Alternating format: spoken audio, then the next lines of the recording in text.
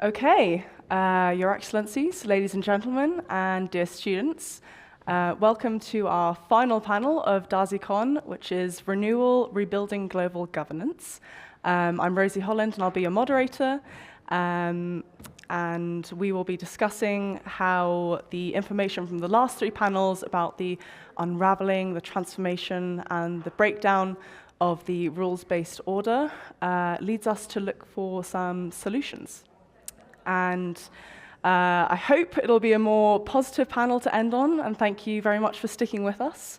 I know everyone wants to sort of enjoy the sunshine, but yes, thank you for being here, and thank you to my plethora of accomplished speakers to join me on this discussion.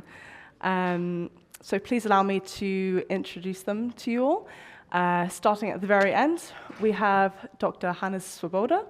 Dr. Swoboda has had an illustrious political career both here and in Brussels, where he was a member of the European Parliament. And he now currently runs the International Institute for Peace in Vienna. So it's safe to say we will have a staunch defender of multilateralism on this panel with us. Welcome, Hannes. Next up, we have Mr. Frank Schuster, who has worked extensively in the European Investment Bank and is now head of the office here in Austria. And importantly for our discussion, has overseen some of the inflection points of the institution, such as the financial crisis and some Brexit discussions, which I'm not usually excited to announce, but in this case, I'll make an exception. And lastly, we have Dr. Simon Ortner, who is head of the International and European Affairs in the Lower Austrian state government. And his work on regional relations and regional ties, I think, will be a nice sort of counterbalance to the big picture multilateralism that we have going on in the panel already. So I just want to jump straight in to our discussion. We've heard, as I said, a lot about the breakdown or the transformation of the old rules-based order. But now I want to ask my panelists and give them each a chance to answer the question I want to propose: where do we go from here? How do we take the information that we know and look for some solutions to navigate out of this breakdown, and how to rethink our current framework? And maybe I can start with you, Mr. Swoboda. Given your extensive experience in the EU and now an NGO, what are your thoughts on this question? What are some solutions, and where do we go from here? Thank you. First of all, thank you very much for the invitation. Thank you very much for the invitation. If I would know the answer to your questions, I would not sit here because I would then, maybe help to rule the world. But let me be very clear. We have different positions, but I also started here in Vienna, as you have mentioned briefly, in politics, and as a member of the Vienna city government, also with responsibility for international relations. So for me, it is all levels of politics, including, of course, wider fields. If you think about the European Investment Bank, have a responsibility to think international. And therefore, it's also good that the colleague from Lower Austria is here, because it's not the one who have to do the job and the others can lean back and say, my field is only in my immediate neighborhood. Because everybody, of course, has to take his or her responsibility for the international cooperation and development. Now, of course, as European politicians, I was for 18 years member of the European Parliament, especially also in foreign affairs. Europe has a special obligation, because with all complaints about Europe, the European Union is the only international organization who brings different countries together in one community, not just a federation or some, like BRICS or others. No, it's a community which has a separate, not only secretariat, but a commission, and of course has affiliated banks and whatever else. If you look to Latin America, if you look to Asia, to Africa, yeah, you have the African Union, but it's not able to solve the conflicts inside its own territories. We are not able, and sometimes criticize that we did not prevent the war in Yugoslavia, not the Ukraine war, but these were wars outside the community. But the European Union, probably in building up its own community, was not looking enough into the global situation and tried to bring in its relationship, especially with what is nowadays called the Global South, which is not one entity, but very different countries. You know, when China says, I'm part of the Global South, and maybe even Russia, then it's very different from, I don't know, from South Africa or Nigeria, whatever. As the big, this is my impression and my conclusion, as the big powers, United States, China, and Russia, are not very keen on the multilateral global order, it must be Europe, together with all the other countries, and therefore I fully support the recent agreement with India and other agreements, think about re-establishing the global order inside the United Nations, but also beyond. That Russia is not interested in international law and global order, I don't think I have to underline that. It's very obvious. And the US with Mr. Trump is also deviating. Of course, I don't say they are equally bad, no, but it's always going the way away from this global order. And China is very much pleading for multilateralism, but they don't recognize, for example, international court decisions on the South China Sea and other elements. So the only one who are relatively, nobody is perfect, but are relatively strong, engaged in enhancing and supporting the international global order is the European Union. But alone we will not succeed. We need more coalitions. And fortunately, Trump is even forcing us to go out and try to have new relationships, as recently with India or South Korea or South Africa or whoever, in order to build a new network, which is not a separate network, but it must be a network which inside the United Nations is trying to build this kind, or re-establish this kind of international order. And my last remark, of course, we know that the United Nations, as a symbol, or as the most important organization with all the different family members of different other organizations, is not really representative of the world of today. India has much more right to be a member of the Security Council, permanent member of the Security Council. South Africa, maybe even Indonesia, Nigeria, one of the fastest growing countries in the world. Therefore, I think one of the main aims must be to have an international community or international organization like the UN, which is more representative of the countries with their big population, also, of course, different religious and other ethnic orientation. Now, it would be good, of course, to have to, first of all, to abolish the veto right of the permanent members, or at least to give new permanent members with the same rights. This will unfortunately not happen because nobody will skip and will refrain from using that right. But at least to have some of the real vital big countries represented in the Security Council and have perhaps special rights or whatever. But as it is today, it is not really working. If there's one point where Trump is right, when he says the UN is not really working well, but his conclusions are totally wrong. Not the analysis, but the conclusion that he and the Board of Peace and whatever must do it. And of course, I would have hoped that no European country is participating in the Board of Peace, not because we don't want peace, but because it is really thought as an alternative. We have the UN, and it's much more important to reform the UN, give it a new chance, bring in new countries with a strong influence, with a strong backing, with their own population. This is my first answer, what I think would be the most important thing.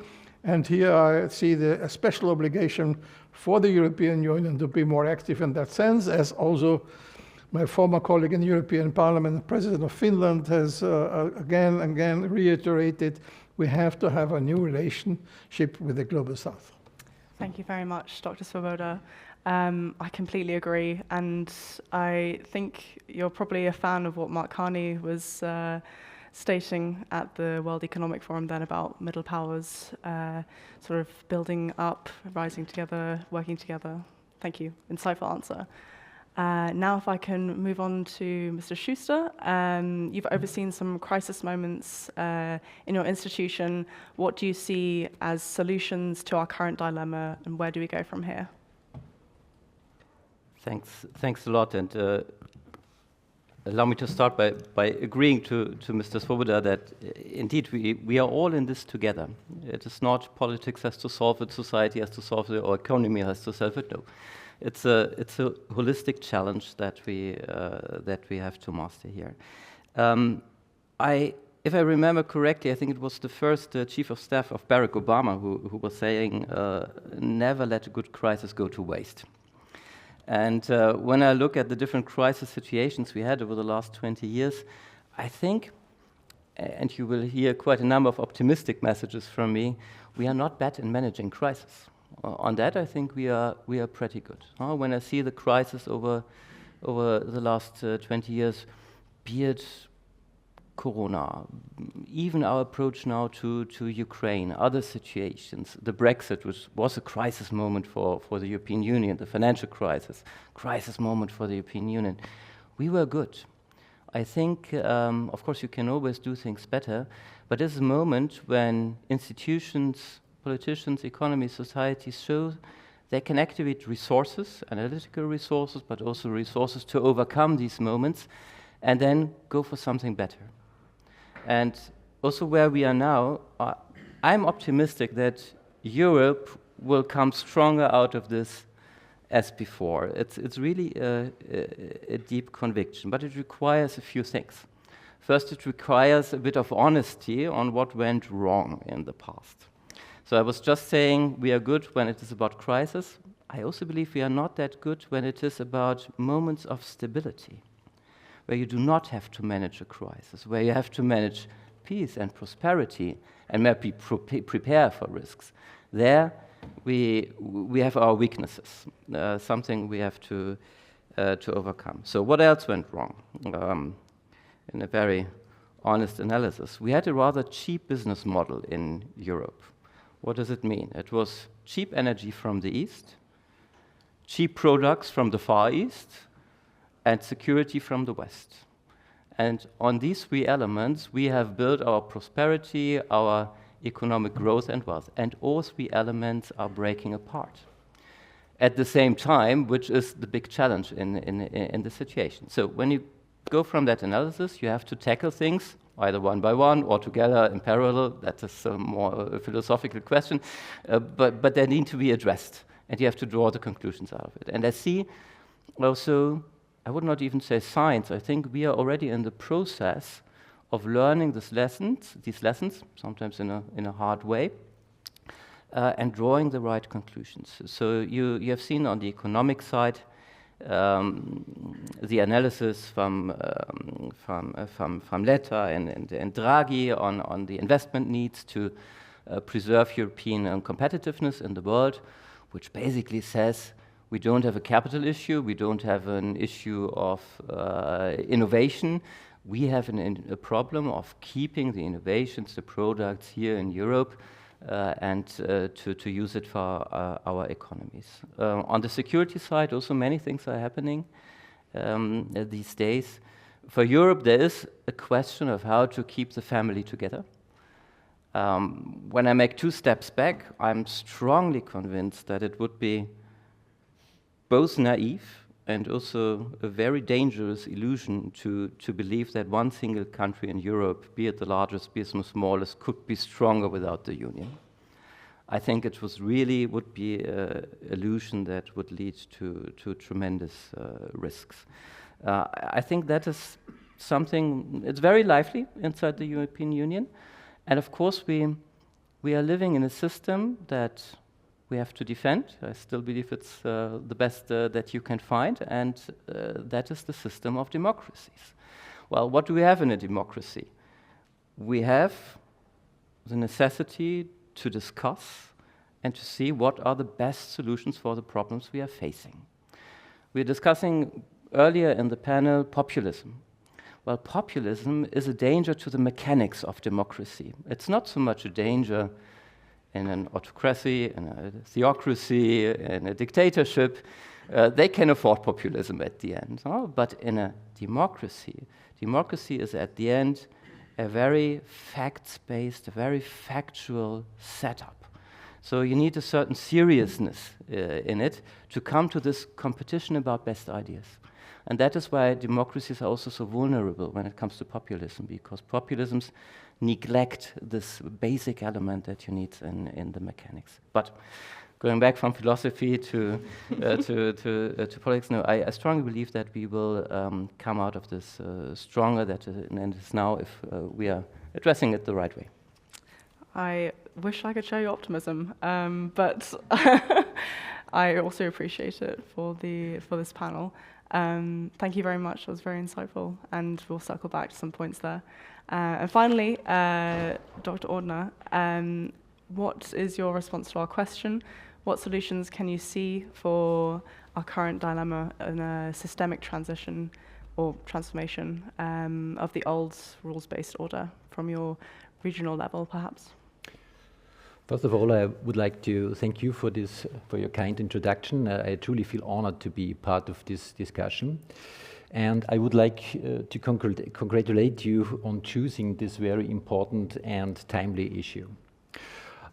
When we speak about rebuilding global governance, maybe we should first ask ourselves whether the system truly needs to be rebuilt or rather to be reinforced or modernized. From my perspective, we don't need a completely new architecture. But what we need, from my perspective, is a stronger, more credible and more effective multilateral system and multi-level governance system. I think that's a very important point. You mentioned that I am a representative of a federal state within Austria. Therefore, I come from a political sphere that is based on shared sovereignty, subsidiarity, and compromise. Also, the European Union demonstrates that rules-based cooperation between states is not a weakness. It's the opposite. It could be a force multiplier. Because it has transformed a continent once defined by conflict and instability in a space of stability, prosperity, and freedom. And I think we all agree that this is a great, huge achievement. At the same time, also within the European Union, I think the governance structure must become much more multi-level. For almost all global trends, from my point of view, the answer cannot be found only in Brussels or in the national capitals. Democracy is built first and most strongest in the places where the people live, work, meeting their friends, having their families, and these are usually our communities and our regions. So the challenges to democracies are not limited to a single level. They are European, national, regional, and local from my perspective. Therefore, in my view, a truly equal cooperative interaction of this level within a multi-level governance system could be a crucial aspect of the whole discussion. And this aspect, from my point of view, is far too rarely addressed. The different levels are not a hierarchy. That's also an important aspect. When each level concentrates on the task for which it has the strongest competences and capacity, this could definitely lead to a better acceptance of our institutions and of our democracy. There is already a word for that I've just described. It sounds a little bit technocratic, and it's sometimes mentioned in Sunday speeches from European, but also federal and regional politicians. It's the word subsidiarity. But if we took this principle seriously, I'm really convinced that we could enjoy a far greater acceptance of politics and institutions. But to achieve this, I think we need in Europe, and not just in Europe, a fundamental change of mindset at every level. Because there is very often this automatic call for more centralization. This is whether in a single country or between the member Europe and its member states. But from my point of view, this is far too simplistic. Competences must be placed where the knowledge and the capacity exists. Only then can decisions be taken efficiently. In short, this is my last point, when we truly respect subsidiarity by playing authority where expertise lies, by fostering two-way learning systems between Europe and the regions, and by encouraging leaders to engage directly, that's also a very important point, with diverse citizens, we are maybe able to rebuild trust and strengthening our institutions. That's my first thoughts. Thank you. Also extremely insightful. I would invite anyone to respond to one another, but I would also just like to maybe direct a question from one of the responses to another panelist. Do you, either of you, Mr. Schuster or Mr. Dr. Swoboda, agree that this, I think essentially regionalism is the new multilateralism, or would you disagree with Dr. Ortner on this? I must disagree because there is no debate otherwise.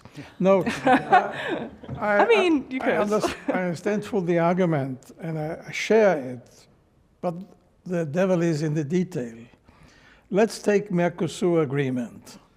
Of course, you can say the knowledge, and you said the knowledge is with the peasant in Lower Austria, and I'm coming originally from Lower Austria, so I'm born there.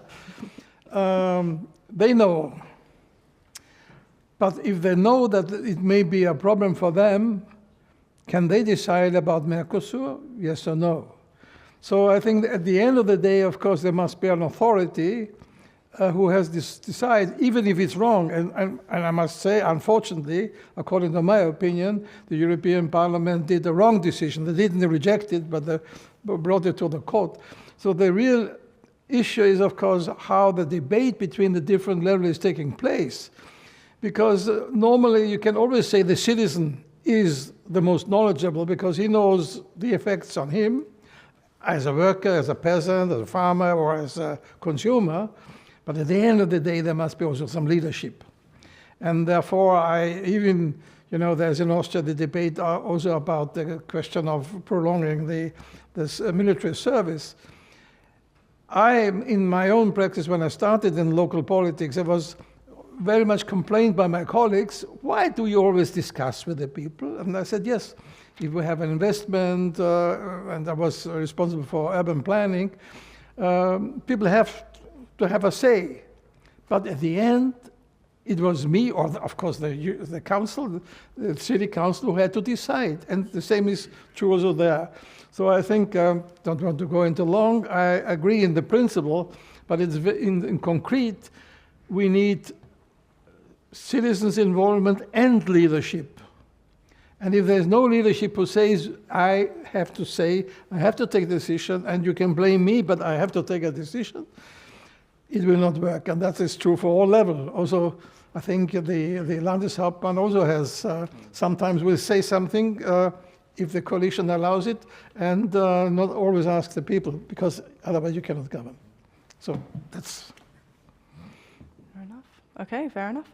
Mr. Schuster, would you like to... Yeah, well, I will be a bit provocative. Honestly, it doesn't really matter whether we are putting the world into some regions' boxes or not. I mean, you will always find alliances where convictions or interests are coming together.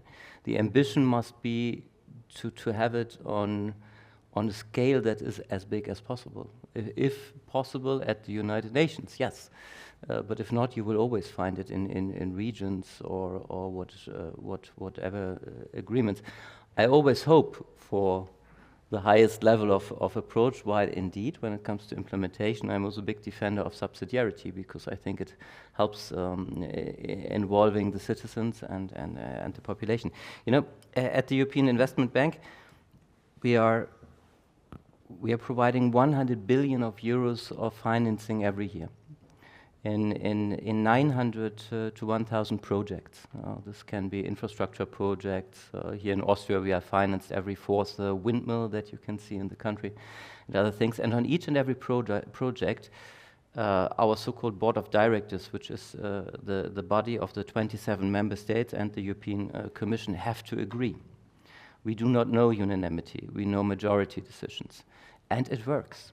So you see that even in such a body, when you have the feeling there are projects of common interest, projects that benefit the societies, then what we sometimes hear on high politics, that you have blocking factors or it cannot work because it's getting too complex. No, it's not, because there an interest comes together that works into one direction. That, I think, is a good sign. On the other, I would be a bit hesitant to ask institutions to reform by their own. No? So my experience is, be it in a ministry, if I may say so, or in an institution, you need political leadership. Political leadership that reflects at the end the will of the people, that can also change institutions and bring them forward.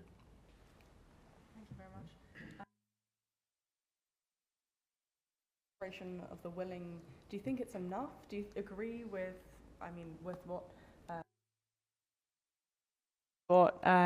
Mark Carney is saying about we need to band together as middle powers? Is it right to decouple from the United States? Can we truly be realistic and real about doing it ourselves in the cooperation of the willing? Well, we can always see what we would wish for, but strong advice is to take the world as it is and not as we want to have it. Yeah, you can have a vision what you would like to see, but we are currently paying a high price for the dependencies we have either created or we were running ourselves with open eyes. So reality of these days is that as Europeans we have to talk about strategic autonomy in various dimensions. Completely agree. I like very much what Mr. Carney said, but Mr. Carney, Canada is not a neighbor to Russia. At least there's Alaska in between. So if you're a neighbor to Russia and you have an aggressive Russia on your continent, unfortunately, you need the United States as a partner. It's not reliable, unfortunately, and you never know what happens, and you should prepare to be more independent more and more in the next coming years. But it's not a question of today or tomorrow. It's a question of 10 to 15 years, and we have to bridge that gap. I think we're doing okay on time. We've got another couple of, maybe 10 minutes before the Q&A. Maybe coming back to one of the themes from the earlier panels. Sorry, did you want to say something? No, I just had an idea, and I would like to go back to the subsidiarity topic and what Mr. Swoboda mentioned. Because I think it's not only about making decisions when it comes to a certain level, it's also about having a connection between the different levels. And from my perspective, there is definitely a lack of emotional connection when it comes to the European Union. And maybe I would like to give you a concrete example. As you are fully aware, most of the decision makers in Austria and in other countries, the professional and senior level, have some experience in Brussels. But this is only one side of the coin. From my point of view, it would be equally important that also decision makers from the European Union spend a certain time working on the local or on the regional level. So maybe the many well-intentioned EU strategies would be better, and a two-way flow could definitely increase the knowledge on both sides. Well said. Thank you very much. Wow. I think we are pretty much all in agreement. There's not really a lot of debate going on. Maybe I'll throw another topic in. I think we can't do without talking about technology. Unfortunately, our tech expert, Claudia Reinprecht, is ill, so she wasn't able to join us on this panel. But obviously, everyone knows that AI is changing the landscape of our world as we know it. And I wonder, are these technologies, do you think, from your perspective, all of your perspectives, inherently disruptive, or can we sort of govern them and realistically redesign them in a way that they're useful to, as you're all saying, rebuild our democracies and our democratic processes and reflect accountability? Maybe, Mr. Schuster, would you like to start? I can start, yes. You know, I see it from an economic perspective, and not only AI, but when I look at the innovative capacities we have in Europe, when I look at the clean tech sector, when you look at statistics from the European Patent Office on the patents that have been issued in the area of clean tech, Europe looks pretty good. Yeah, we until 2023, I think we were #1, followed by Asia, followed by the US, and then comes the rest of the world. Our problem is that our innovative capacities do not remain in Europe. We try to work on that together with the European Commission. We have established a program to finance startups, scale-ups, and others to make sure that they also remain in Europe. But we have a structural problem there. I think among the top 50 tech companies in the world, 1 or 2 are in Europe. Yeah, so the rest is somewhere else. Can it help in democratic processes? Well, first of all, I think AI is there. It is a tool. We have to integrate it in our normal life. In particular, when it comes to empathy, creativity, I'm also very much in favor of human intelligence. Yes, I think it can help if we are using it the right way. It's, as I said, for me, a tool that is a reality that will not disappear. So let's integrate it and try to make it useful. You know that there is now a big quarrel, I don't know if it's solved already these days, between Anthropic, one of the famous AI company, and the Pentagon. Because Anthropic has certain rules, for example, not to be used for fully automatic weapons. And the Pentagon, or it's called the War Minister, it's no longer Defense Minister, it's the War Minister, is demanding that they drop that kind of condition. Now, the other problem is that very often Europe is accused of over-regulation. And in some cases is also true. I don't deny it. I always was skeptic, but we even did more when I left again and again some regulations which could not be implemented. But of course, on AI, on artificial intelligence, I don't think it's over-regulated. But what is missing is the investment in companies. Because if you regulate something in the direction of democratic respect and some values, but you don't have companies in Europe which are used by people, because not only to have a company or a platform, but it must be used by the people, it doesn't make sense. The rest of the world, Russia, China, US, don't want to introduce values into artificial intelligence, or they have other kind of values. So that's very important to have also this investment. And one of the problems you mentioned is the capital. We don't have a European capital market, so people invent. One Austrian guy recently went to the US with a big success, but he has no place in Europe, or very few, bit in France. So I think it is very important to get into that kind of investment in Europe, to stay here in Europe, to combine useful moderate but useful and necessary regulation on the one hand, and investment into new technologies on the other hand. And what is true for artificial intelligence is, of course, true for pharmaceuticals, for medicine, and many other areas. So it is an issue we have to deal in Europe much more than we did in the past. Maybe I could add another aspect when it comes to AI. AI has a huge impact on our society.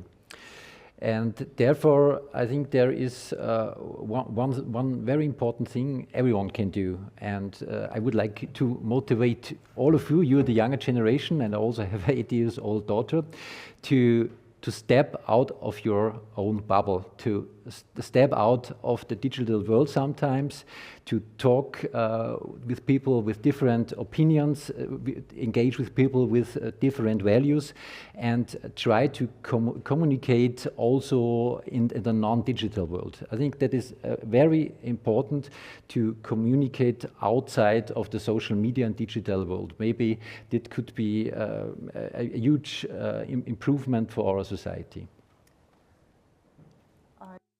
And I like to think that as the Diplomatic Academy, we also encourage this. I can safely say that lively debate and discussions amongst the students take place almost every single day, if not on the student group chats. But all right, I think I might just ask one more question before we open the floor.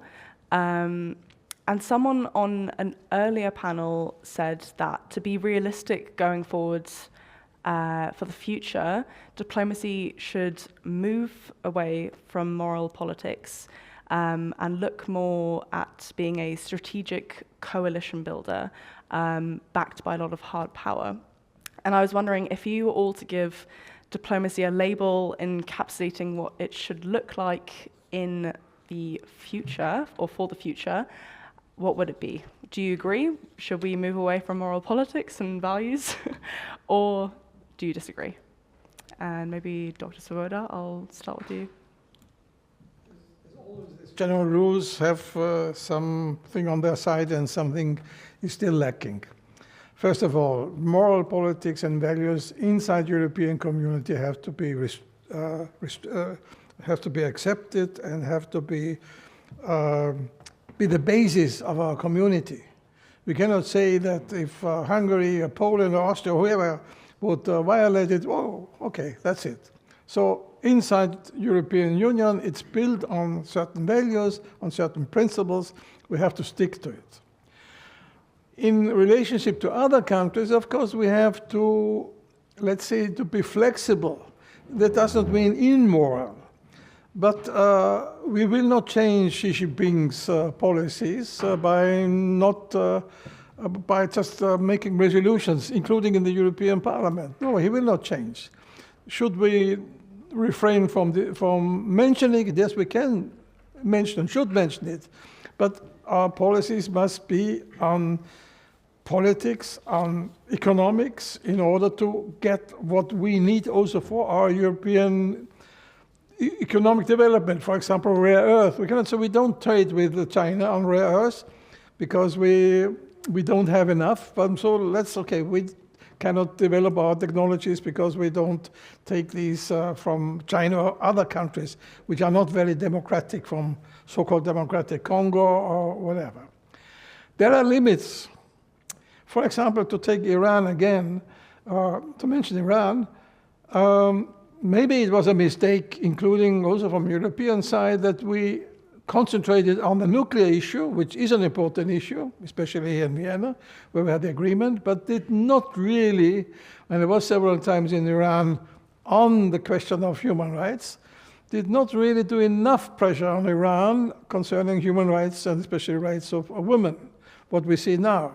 So I think moral does not, or let's say more diplomacy, more transactionalism as it's called, does not mean that we don't respect or don't put any kind of moral issues aside. No, because there are limits where these moral issues endanger also the whole region and the whole regional development, and not only the citizen itself. So I think it is not an either-or. Yes, we have to be more pragmatic. We have to do our business, and that's reality. We have to have a dialogue also with countries whose leadership we don't want, but we should not neglect moral issues when they are killing people, like it is done in Iran, especially killing young girls and men who are just asking for bread and freedom and some certain limits, even not for regime change in the beginning. Thank you very much. Mr. Schuster?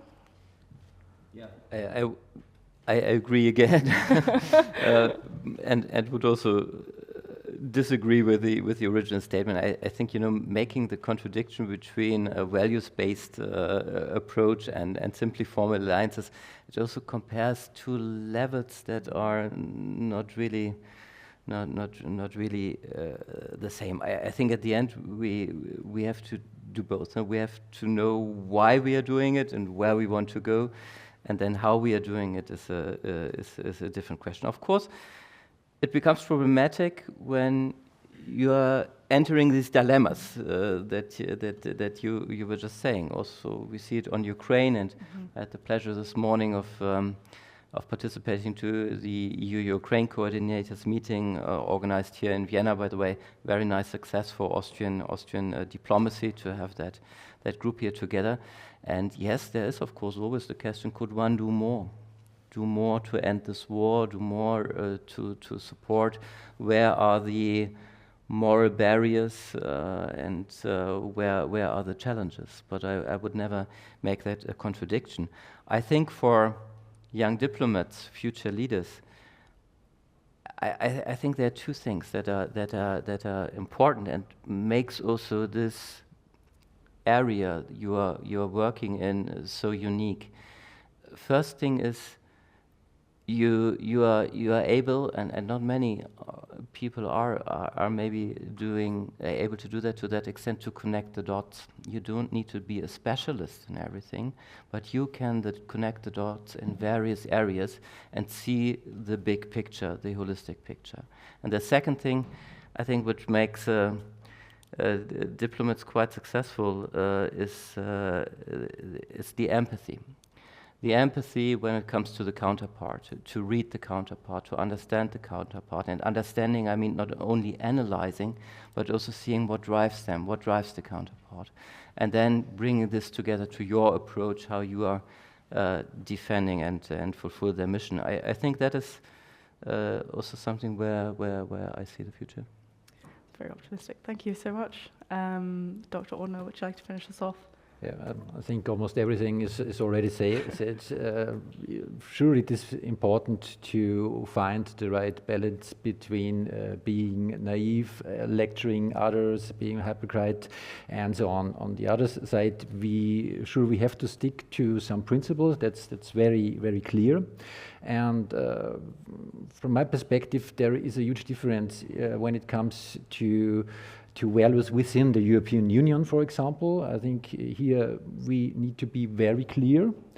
But this is a difference between the European Union and when we are working on the global level, because it's much more complex, and there we should try to find a compromise, and maybe we have to be more flexible on the global level.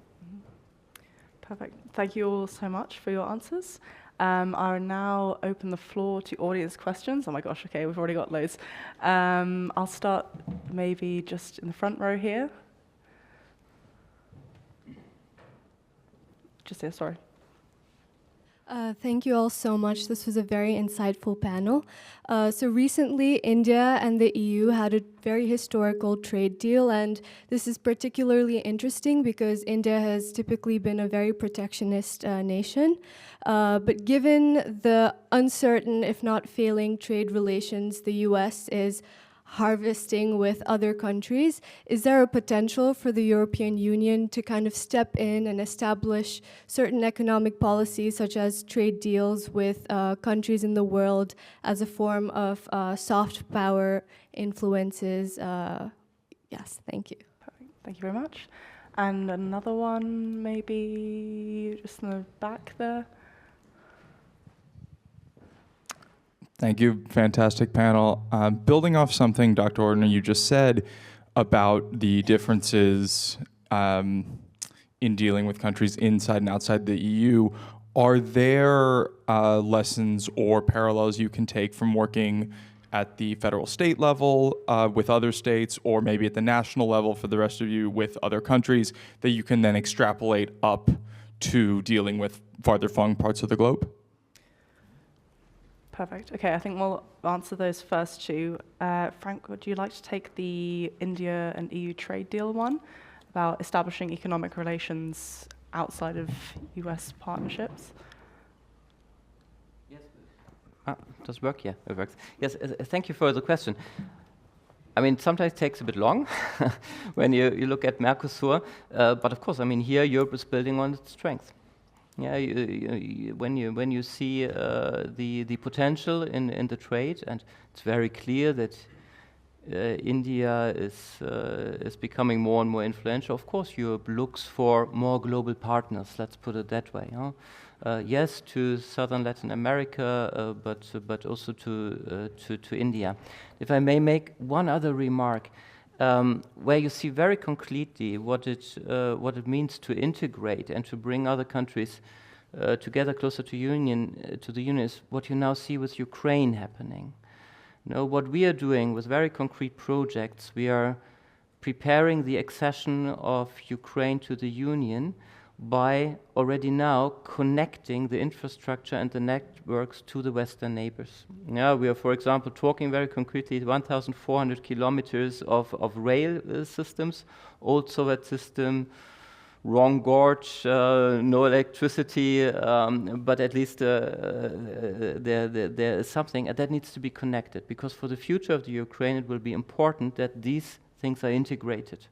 So what does it mean? It means when you are integrating countries, infrastructures, procedures, economies, at the end you create stability.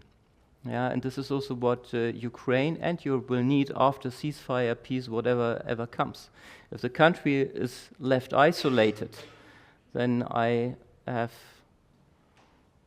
not a good feeling what might happen the years after. So you need to strengthen the ties. Thank you so much. Dr. Ortner, would you like to answer the second? Thank you for this question, and I think this can show that interregional cooperation has definitely an added value.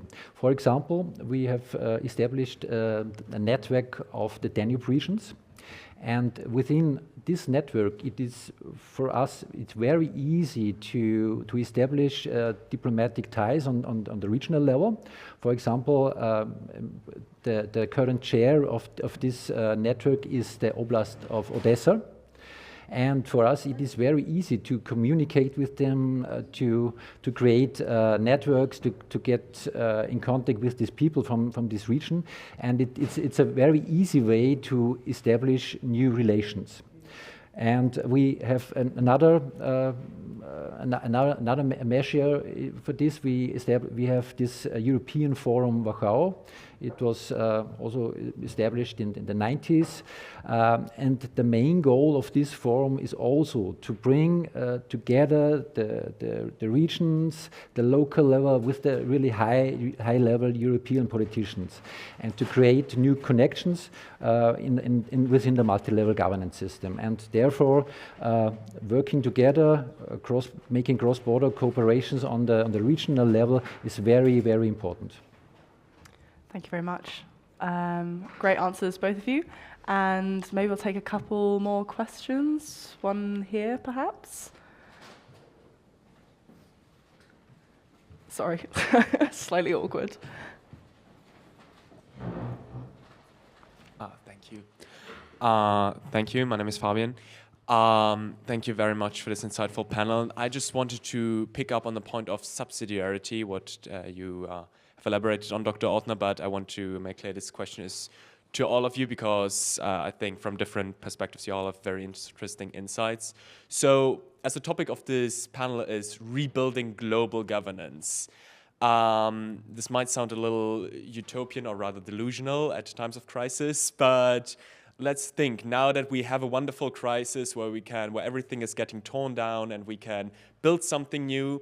Isn't this the perfect moment to really build subsidiarity as it's meant to be, to really create a policy level that's fitting at the local, then the regional, then the national, then the multinational, rather like the regional, but as in the geopolitics, so in this case European level, and then the global level.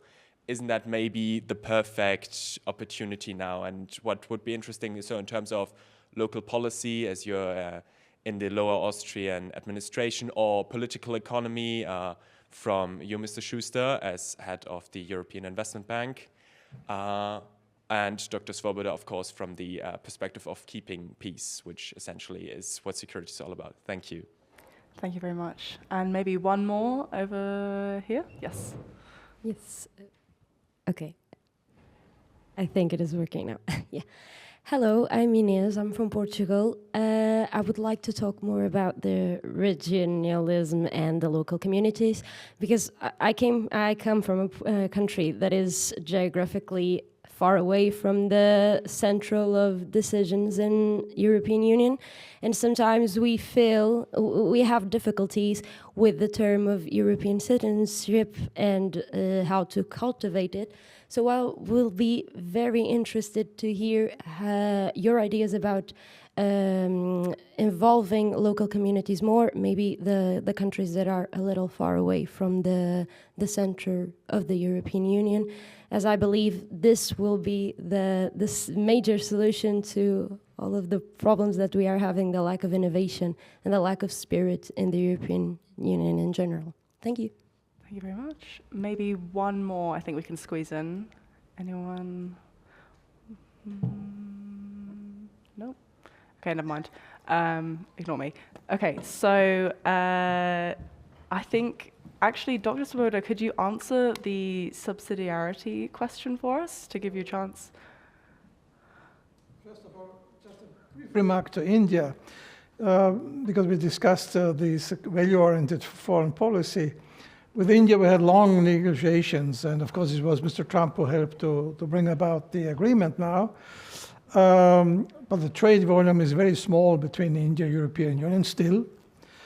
But what is also an example that we are very critical about Mr. Modi's policies domestically, and also very critical about indirect support for Russia by buying its oil and gas. So again, it shows, because we discussed values and transactional policy, at the end of the day, Mr. Trump is forcing us to put aside all our criticism and celebrate the agreement between India and European Union, which I think is a very good thing. Not only this, because India is a big country, is a country which is developing, is the biggest in the world from population side. So it's not against it, but just to show the change in orientation because of what happens.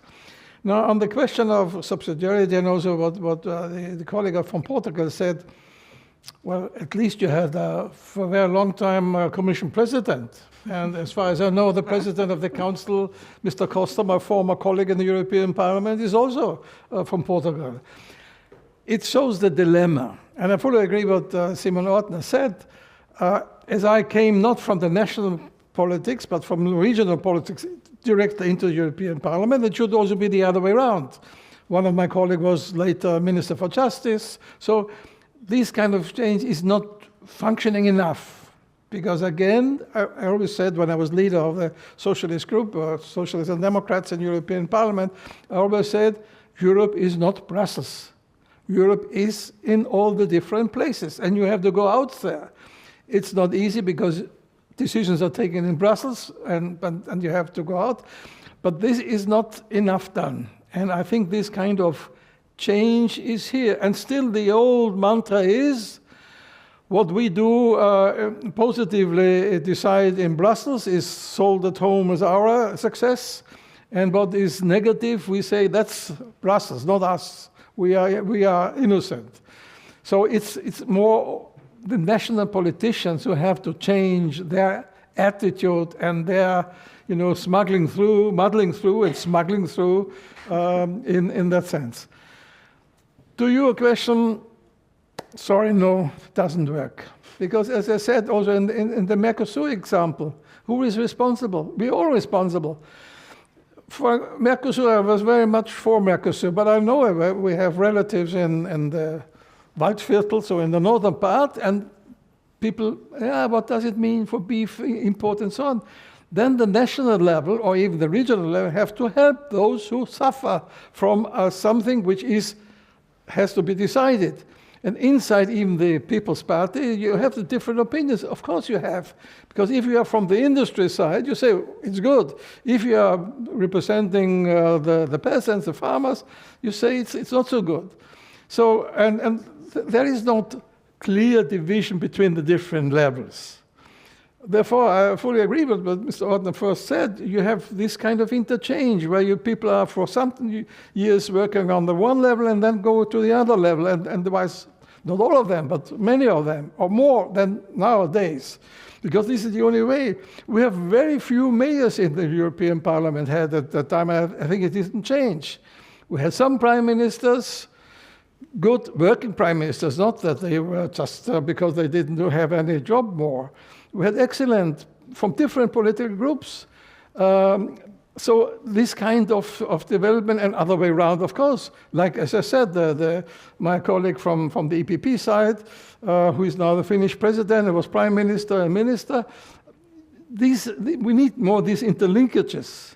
That is the important element, and to have that kind of knowledge in your own head, even if you are in the European side, you have to have that kind of knowledge. When I was in European Parliament, also when I lead, I was responsible to my district where I was working, and I had to go to the different assemblies and have the discussions. This is not working enough. Also, the selection process, for example, from the European Parliament, should not only be a narrow-minded, narrow group of people on top of the party who decide you go to Brussels, you go there. No, it should be more competition, like it is was in the United Kingdom, because they are no longer a member, unfortunately, of course. So yes, the system has to be changed, more responsibility, more interchange. But I don't think that you can really have separate levels. Thank you very much, Dr. Swoboda. Frank, you indicated that you wanted to respond. Let me start here. I think there are two dimensions. One is a question of communication, the other one is on substance.